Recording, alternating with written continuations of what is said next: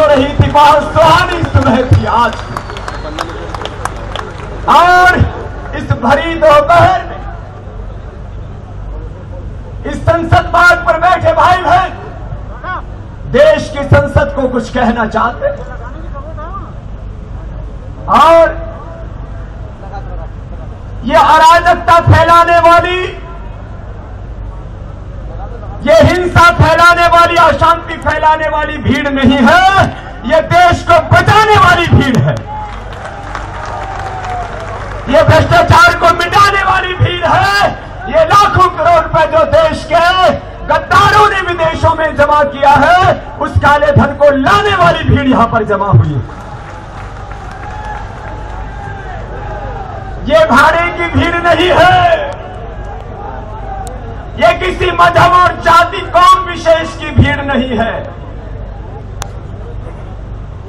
यहां 121 करोड़ भारतीयों का प्रतिनिधित्व करने वाले वो लोग हैं जिनके सीने में हिंदू, मुसलमान, सिख, ईसाई पहले होने से पहले हिंदुस्तान बसता है। आप सबको मेरा हृदय से बहुत बहुत सलाम। मुझसे कहा बाबा गर्मी का मौसम चुना है। हमने कहा सर्दी हो, गर्मी हो, आंधी हो, तूफान हो, ये 3 जून को तो आंदोलन की आगाज जब शुरू हुई है, दोपहर बाद आदरणीय अन्ना हजारे साहब यहां पर बैठे हैं। भारत स्वाभिमान के सभी कार्यकर्ताओं से जो गांव-गांव में फैले हुए हैं और सभी सामाजिक संगठन और राजनीतिक संगठनों के लोगों से अब एक लंबी कार्य योजना के तहत संपर्क किया जा रहा है और हम यूनाइटेड भारत को लेकर के आगे चल रहे हैं। हिंदू, मुसलमान, सिख, ईसाई, किसान, बच्चे, जवान, दलित, वाल्मीकि, आदिवासी, वनवासी, हर भारतवासी कि आज दिल के एक ही पुकार है। इंटरनेट काम को नहीं कर रहा। देश के साथ धोखा करके जो करीब 400 लाख करोड़ रुपए कुछ बुरे लोगों ने देश का लूटा है, अब वो वापस आना चाहिए और हम इसको वापस लाएंगे और वो दोबारा ना लूटे, दोबारा काला धन जमा ना हो। इसलिए मजबूत लोकपाल बनाने के लिए भी अब एक आर पार की लड़ाई जंग शुरू होगी। मजबूत जन लोकपाल भी बनेगा, ये भ्रष्टाचार भी मिटेगा, ये काला धन भी आएगा। भू संपदाओं की जो लूट हो रही है उससे भी इस देश को बचाना। भू संपदाओं की लूट के ऊपर जब आवाज उठी तो भारतीय राजनीति में मानो भूकंप आ गया। प्रधानमंत्री जी को स्टेटमेंट देना पड़ा कि मैंने भ्रष्टाचार नहीं किया। आदरणीय मनमोहन सिंह जी, ये देश आपको एक व्यक्ति के रूप में नहीं देखता, ये देश आपको संविधान के सबसे ऊंचे ओहदे पर बैठा हुआ देख रहा है और आपसे अपेक्षा ये कर रहा है कि आप व्यक्तिगत रूप से ईमानदार हैं। इसके लिए देश आपकी इज्जत करता है, लेकिन राजनीतिक ईमानदारी भी निभाइए, अपनी संवैधानिक और लोकतांत्रिक ईमानदारी भी निभाइए और वैयक्तिक ईमानदारी के साथ अपनी लोकतांत्रिक और संवैधानिक ईमानदारी निभाते हुए, जिम्मेदारी निभाते हुए अपने मंत्रिमंडल को भी प्रधानमंत्री जी ईमानदार रखिए, तब ये देश आपको सलाम करेगा। अब व्यक्तिगत ईमानदारी, कोई फकीर कहे कि मैं ईमानदार हूं, मैं तब कर रहा हूं, तो बात समझ में आती है। बहुत गहरे प्रश्न देश के सामने हैं और ये देश उन सब सवालों का जवाब चाहता है। जब भी कोई जन आंदोलन किया जाता है तो सत्ता के गलियारों से और खास करके जो रूलिंग पार्टी है उसकी ओर से एक आवाज आवाज आती है। देश संसद मार्ग के ऊपर आंदोलन करने से नहीं चलता, सड़कों पर कानून नहीं बनता। आवाज आती है सत्ता पक्ष की ओर से कि हम जनप्रतिनिधि हैं, हमको चुनौती कौन दे सकता है। हम किसी को चुनौती नहीं दे रहे हैं, हम कोई दंभ में आंदोलन नहीं कर रहे हैं, क्रोध में आंदोलन नहीं कर रहे हैं, प्रतिशोध में आंदोलन नहीं कर रहे हैं। हम होश के साथ, बोध के साथ देश को बचाने के लिए, काला धन लाने के लिए, भ्रष्टाचार मिटाने के लिए, और जैसा पूज्य बापू ने कहा था, भारत आजाद होने के बाद भारत में सारे अंग्रेजी कानून खत्म हो जाने चाहिए, लेकिन लैंड एक्विजिशन एक्ट से लेकर के, पुलिस एक्ट से लेकर के सारे काले कानून अंग्रेजों के बनाए हुए इस देश में लागू हैं, उन सबको मिटाना और स्वदेशी कानून हिंदुस्तान में बनाने।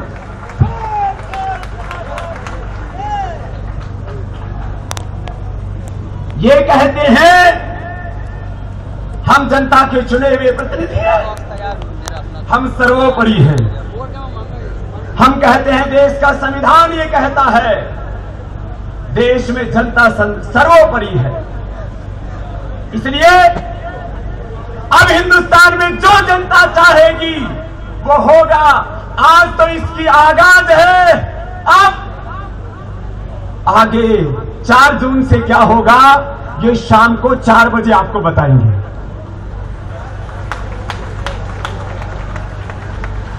भाई बहनों,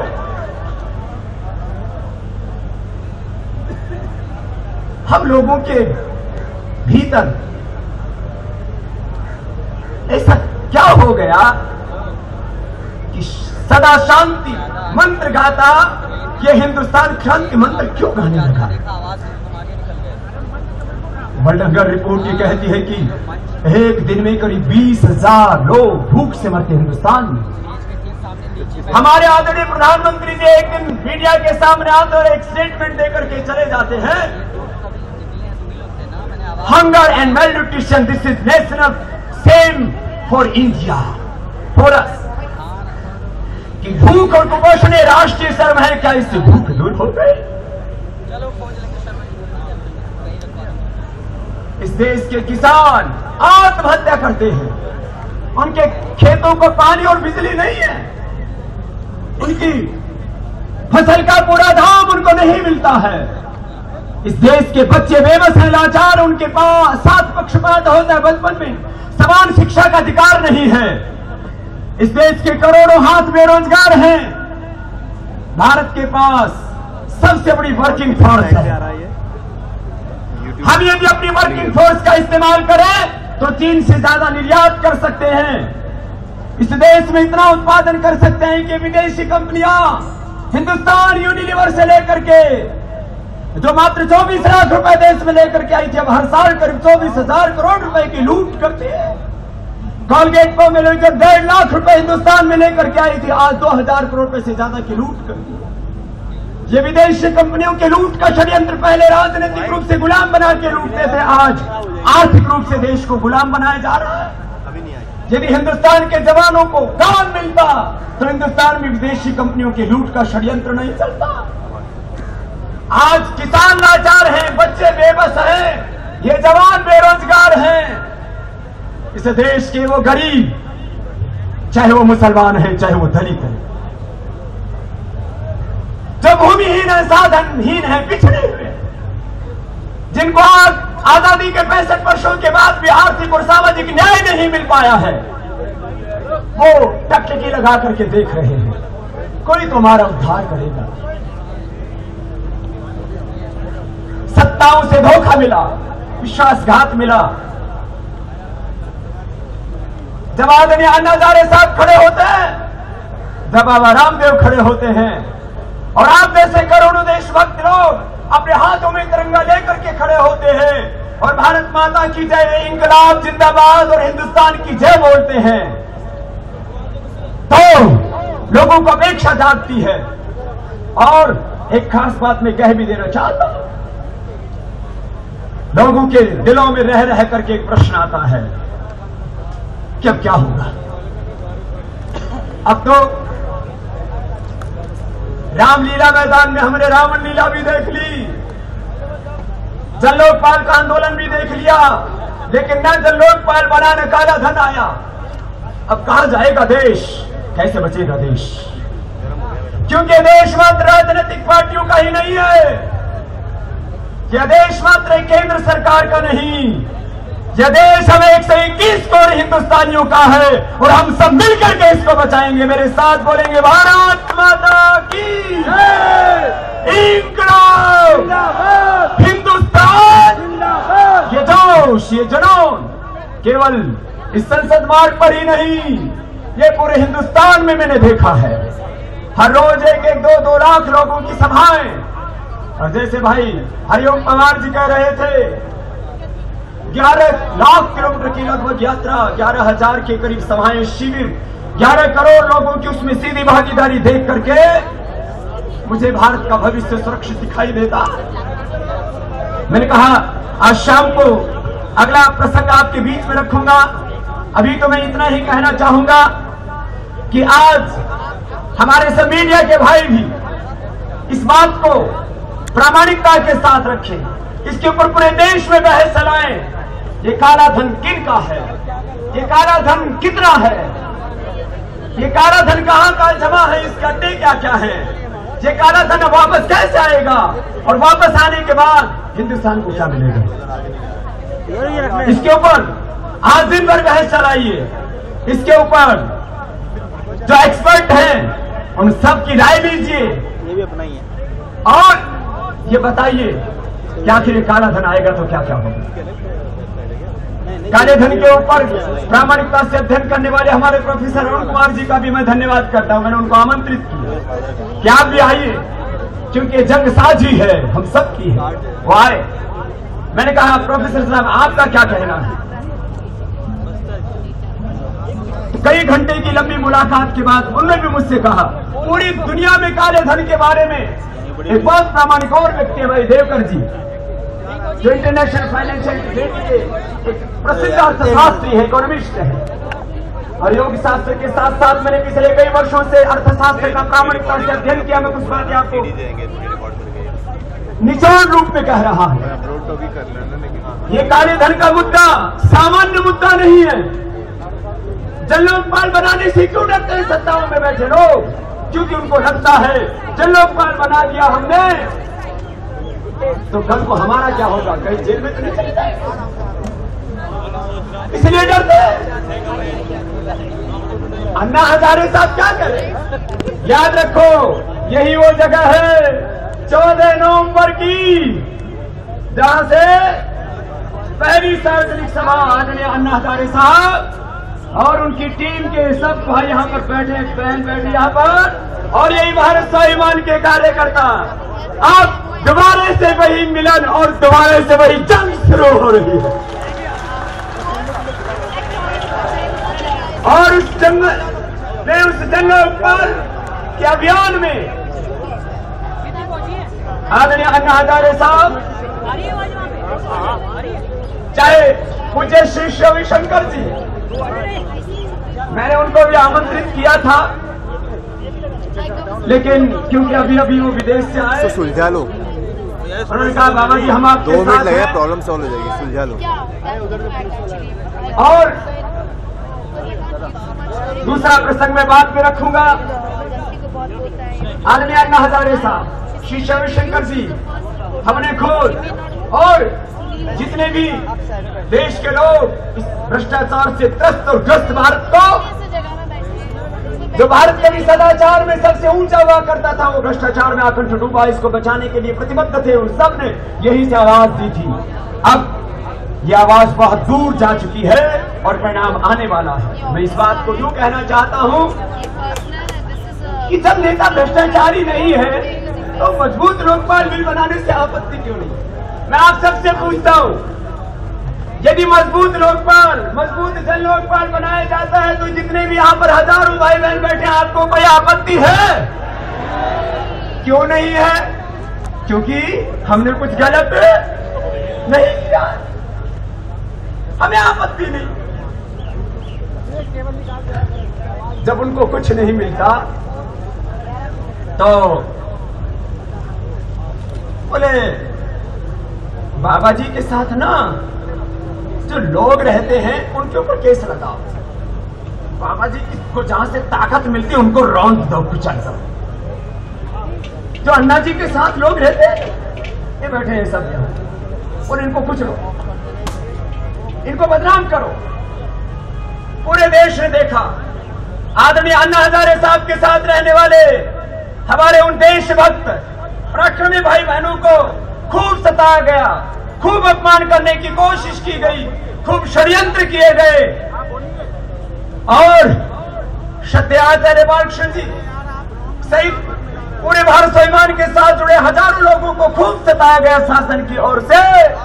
लेकिन मुझे खुशी है कि न अन्ना हजारे साहब की टीम को तोड़ सके और न ही बाबा के साथ जुड़े हुए एक भी व्यक्ति को अपने पद से वो हटा सके, टिका सके। सत्याचार्य बालकृष्ण जी महर्षि चक्षुष धन्वंतरी के बाद जिन्होंने आयुर्वेद की सबसे बड़ी सेवा की, करोड़ों लोगों को आरोग्य दिया, और दुनिया के इतिहास में एक बहुत बड़ी घटना होने वाली है बहुत जल्दी ही।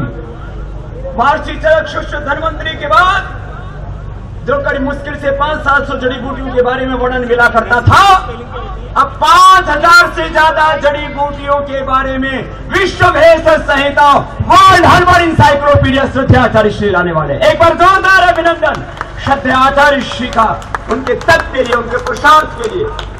और कितना ही अपमानित किया हो, लेकिन सोना तो खरा होता है भाई बहनों। और भी जब लोकपाल बनाने की बात आई, जब काला धन लाने की बात आई, तो बाबा को, अन्ना हजारे साहब को बदनाम करने की कोशिश की गई। अन्ना साहब के ऊपर तो एक कमीशन बैठाया गया, सामंत कमीशन। क्या ये था ना, सामंत कमीशन बैठाया गया।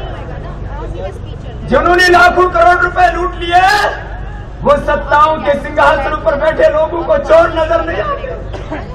उनको बाबा रामदेव, उनको आदरणीय अन्ना हजारे साहब ये चोर नजर आते।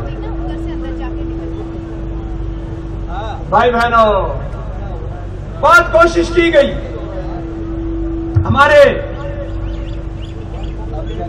थोड़ा इसकी आवाज कम कर, ये बात मैं इसलिए कह रहा हूं, हमारे मीडिया के भाई, पर बाबा जी आपको नोटिस भेजा गया, आपको प्रेम पत्र दिया गया, क्या कहेंगे?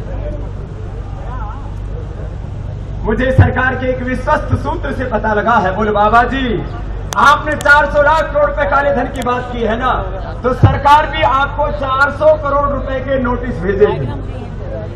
मैं पूरे हिंदुस्तान के लोगों को कहना चाहता हूं, हमने ना 1 रुपए की चोरी की, न 1 रुपए की हेरा फेरी की, और आज तक सारे देश की सीबीआई से लेकर के सभी जांच एजेंसियां लगाने के बावजूद वो कहीं पर भी हमें गलत नहीं ठहरा सके। सत्ता का, शासन का, संवैधानिक शक्तियों का दुरुपयोग करके वो रोज झूठे बेबुनियाद आरोप लगाने दो। और मैंने कहा बस इतना ही हुआ है, नोटिसों का जवाब देने के लिए हमको 10-20 वकील रखने पड़े हैं, उनका खर्चा बढ़ गया है, आपसे और थोड़ा दान ले लेंगे, बस इतना हुआ।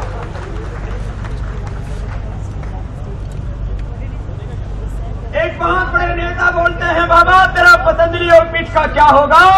मैंने कहा चाहे पतंजलि योग पीठ को राख में मिला दो, खाक में मिला दो, उस पर बिल्डोजर चला दो, लेकिन तुम बाबा को नहीं रोक सकते।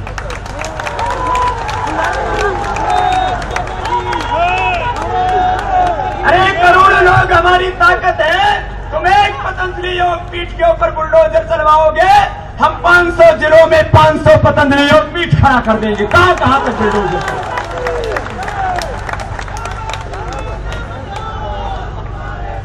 बोले बाबा जी आपको गिरफ्तार करके जेल में डाल देंगे। डाल दो, पिछली बार गिरफ्तार करने नहीं और कुछ करने आए थे, इसलिए मैंने कहा पहले हम अपने वाला काम कर लेते, फिर तुम कर लेना अपने। भाई बहनों, कुछ बेवजह प्रश्न उछाले जाते हैं। अन्ना हजारे साहब को क्या मतलब? तो अपने राड़ेगांव सिद्धि में भजन करे, बाबा रामदेव कपाल भात अनुलोम विलोम करवाए। वो आसन करते करते सिंहासनों को क्यों हिलाने लगे? सिग्नल ही नहीं आ रहे, सिग्नल ही नहीं आ रहे। वो कपाल भाती करते करते मध्य प्रदेश सेंट्रल गवर्नमेंट हिला रहे थे। आज भी किया है ना, आज भी किया है। और मैं सब मीडिया के भाइयों को भी कह देना चाहता था, योग के साथ व्यक्ति निर्माण चरित्र निर्माण करते हुए राष्ट्र निर्माण का हमने आंदोलन शुरू किया है। न योग छोड़ा था, न योग छोड़ेंगे। आसन करते करते सिंहासनों को सही दिशा में चलने के लिए काम कराते रहे। इसलिए मैंने नारा दिया था, योग भी सिखाएंगे, देश भी बचाएंगे। मेरे साथ बोलेंगे, योग भी सिखाएंगे, देश भी बचाएंगे। और अगला नारा होगा, योग भी सिखाएंगे, काला धन भी, योग भी सिखाएंगे और भ्रष्टाचार को मिटाने के लिए मजबूत लोकपाल भी बनाएंगे। बने हुए कानूनों को इफेक्टिवली लागू करवाएंगे और सदाचार बढ़ा करके इस देश से भ्रष्टाचार को मिटाएंगे। तो मैं बोलूंगा, योग भी सिखाएंगे, भ्रष्टाचार मिटाएंगे। जोर से आवाज गूंजे, योग भी सिखाएंगे। ये संकल्प है हमारा, योग छोड़ा नहीं आपने। बोले बाबा जी, आप लोग हस्तक्षेप क्यों करते हो? मैंने कहा, हस्तक्षेप किसी ने नहीं किया, वो नाम बता दे।